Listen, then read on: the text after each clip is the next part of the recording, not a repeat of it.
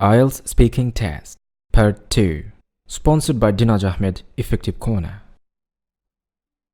Describe a family member you are closest to.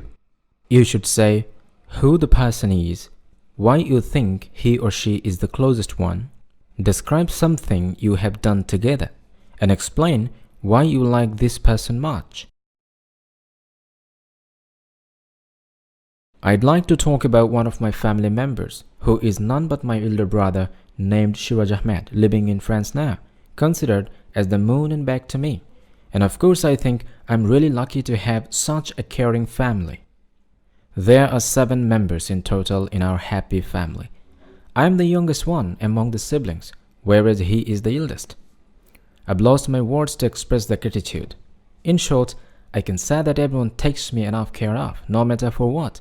So the situation I'm in now today is because of them, especially for my brother's enormous amount of sacrifices, who helped me decide anything perfectly in time and guide properly in every aspect of my life, and still he does. As my brother is the eldest one, there might create some sense of generation gap, yet we still get along well.